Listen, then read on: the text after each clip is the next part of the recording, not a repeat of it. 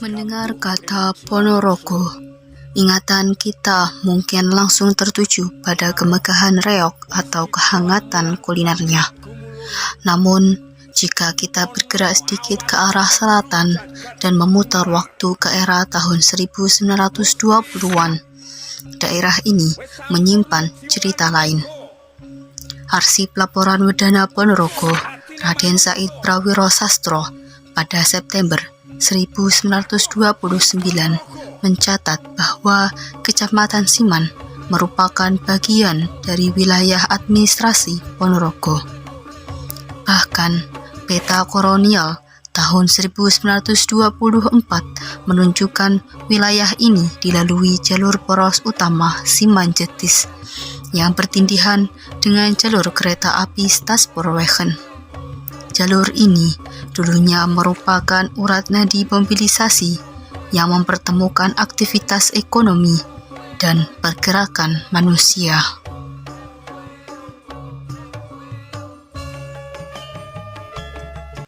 Di jalur bersejarah inilah, tepatnya di Jalan Perkutut, Dukuh Jangkalan, Desa Manuk, berdiri sebuah situs sejarah lokal bernama Masjid Betri.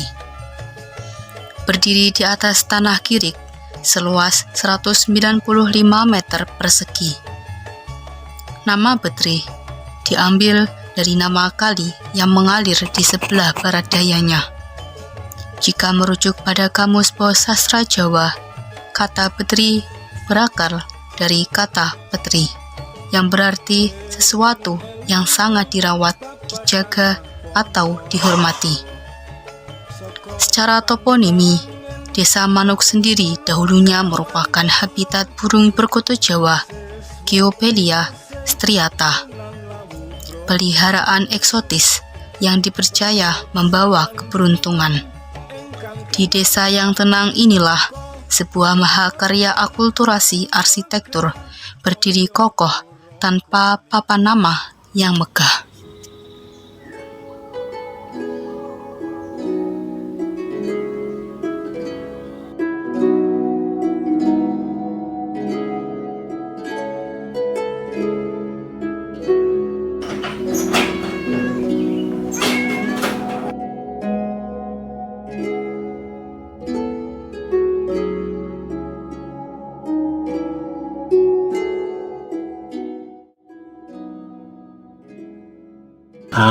Namanya Namu Masjid Betri ya teman. Kalau sejarah pendiriannya tahun 31. Tahun 31 yang diri Mbah Muhammad Irham. Muhammad Irham itu putra kingai putri nih. Ini pas saking bogem. Kampung Masjid Al Khalifah, putrane Mbah Khalifah. Sosok di balik Masjid Betri adalah Mbah Yai Irham, figur sentral komunitas Islam di Desa Manuk. Tak jauh dari bangunan utama, makamnya menjadi penjaga memori ketokohan yang melampaui usia.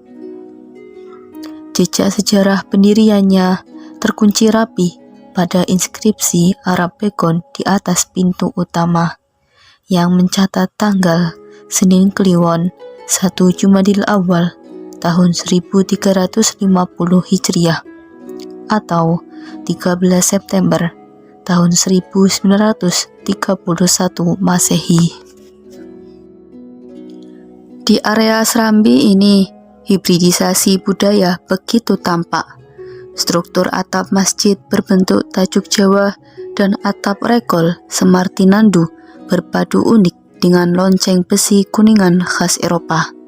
Di sebelahnya menggantung sebuah beduk tradisional dengan ukiran motif semut beriring pada tubuh kayunya.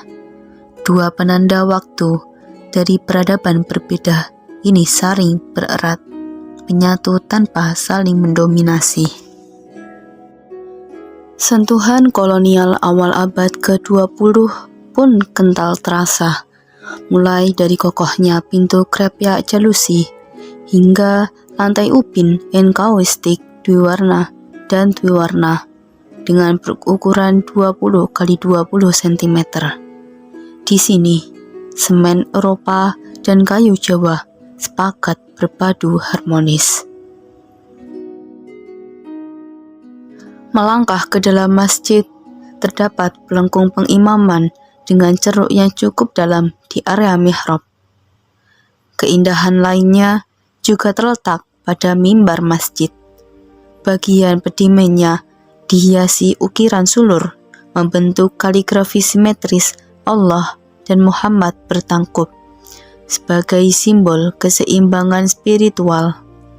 Sementara penampang sampingnya memuat motif swastika bersambung, yaitu lambang kuno keselarasan semesta. Keselarasan ini pun mewujud lewat simbol fauna. Sesuai namanya, Desa Manuk menampilkan ikonoklasme jenius berupa ornamen burung atau peksi pada atap dan regol yang membentuk lafaz basmalah. Terdapat pula simbol penyu sebagai lambang filosofis tolak balak dan fondasi bumi yang kokoh. Tak hanya seni, Masjid Betri juga menyimpan sejarah penyembuhan. Sejak tahun 1993, di bawah asuhan Mbah Muhsin, kolam di depan pondok ini menjadi sarana terapi spiritual bagi masyarakat yang berendam di malam hari. Namun, pasca wafatnya beliau pada tahun 2019, aktivitas pengobatan terhenti, menyisakan kolam ini sebagai saksi bisu sebuah era. Kini, jalur kereta Siman telah mati dan kolam pengobatan pun sepi. Namun, Masjid Betri tetap berdiri kokoh di tepian kali, mengajak untuk kita merenung. Masihkah kita mampu membaca makna di balik warisan masa lalu? Menjaga budaya bukan sekedar merawat fisik agar indah dipandang. Tanpa pemahaman atas simbol yang dititipkan para pendahulu, sejarah hanya akan menjadi jejak yang bisu. Saya, Niswa Asmiza Meilani, mari terus menghidupkan makna dalam setiap langkah sejarah kita.